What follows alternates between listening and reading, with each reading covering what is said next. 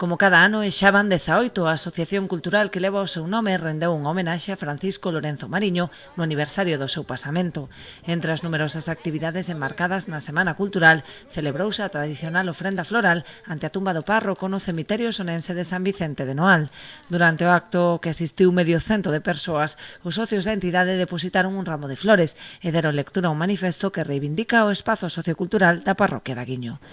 Don Francisco, ti sabes que o traballo desenrolado ao longo destes 18 anos a través da asociación que leva o teu nome non é só homenaxe, é crear cultura para o pobo e dende o pobo, cas portas abertas a todas aquelas persoas que queiran compartir as súas inquedanzas e aportar o seu grao de area. Ese é o noso recoñecemento a ti, non deixar no esquecemento tantos anos loitando polo propio, pola cultura propia. O día no que se cumprían anos do teu pasamento lembramos que a túa chegada a Aguiño estaba todo por facer.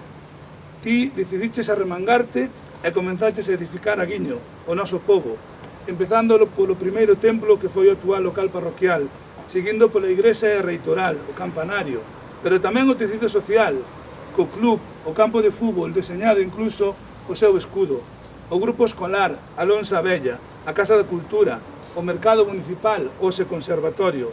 e rúas, asociacións, festas, murgas, todo leva a túa man xunto a de moitos veciños e veciñas que te acompañaron nesta iniciativa para axudar a medrar o noso pobo. Hoxe tamén a todas e todos eles os queremos lembrar e agradecer a súa achega no pasado para gozar no presente de tan maxestual á vez que ingrata e recoñecida laboura.